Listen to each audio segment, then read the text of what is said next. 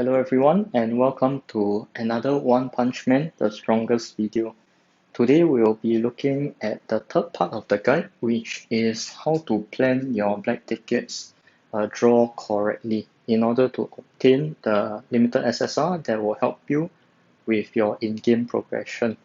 So in order to do this, we will be looking at a black ticket calculator. This black ticket calculator was created by one of the members of Discord. His name is Ice Cold. So credits to him.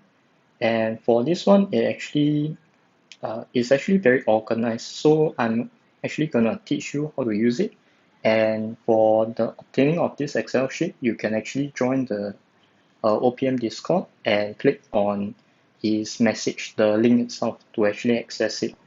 So let me give you an example. So for most players as of now, after drawing for channels and also RMG, most likely they'll have about 30 tickets or so left. So we will use this as a benchmark for the video itself. And by following the principles that you learned from previous videos, if you have not watched the previous videos regarding deciding on the limited SSR roles and also deciding on how much resources you have, then you might want to go back and watch those videos first. So number one thing you have to note is that for core, you have to draw it, definitely have to draw it.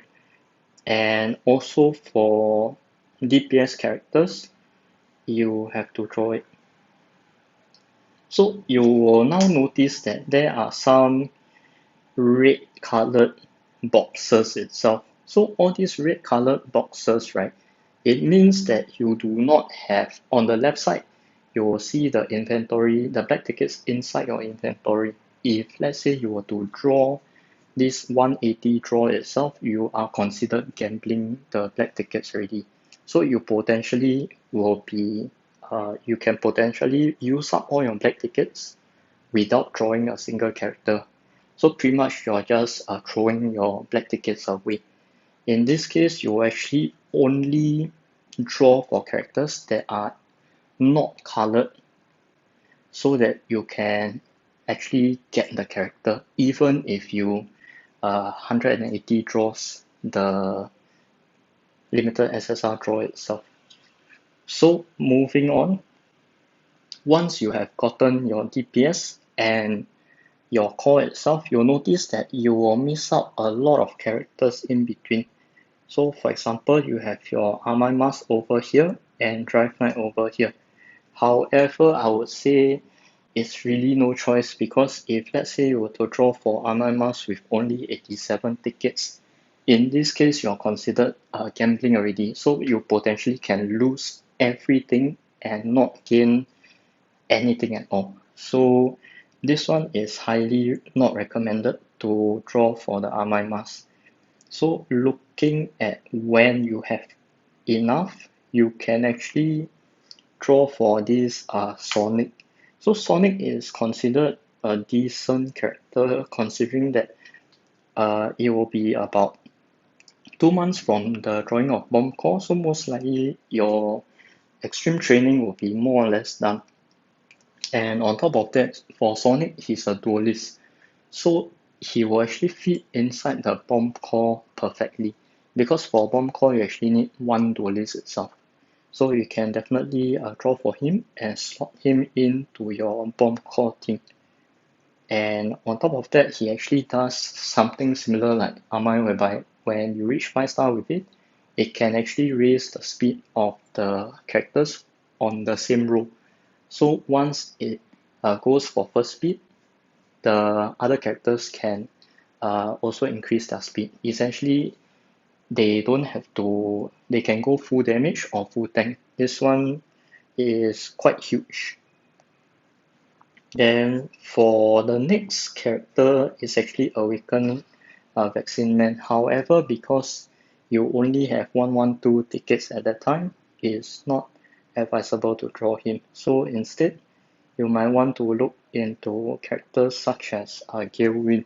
Gilwin is also considered a somewhat decent character in the sense that if let's say you have a Sonic and you go ahead and use the skill. From there, the speed of the gale wind is increased, and from there he also uses out. So what his out does is actually it will stun 2 targets on the opposing team. So in this case, if let's say uh, it will stun 2 targets, it's pretty much like a child emperor. For child emperor, it has a stun, right? Yeah. So in this case, although the stun is pretty much the main target, but for gale wind it's a random 2 targets. So although it's a random 2 targets, however, because uh, it's a stun, so it's actually pretty good. So moving on, for Child Emperor wise, no choice, you will have to actually gamble for it. But for most people, after drawing for 4 times, most of the time you won't 180 draw all the time. And also considering that the May 2022 is pretty much about a year from now.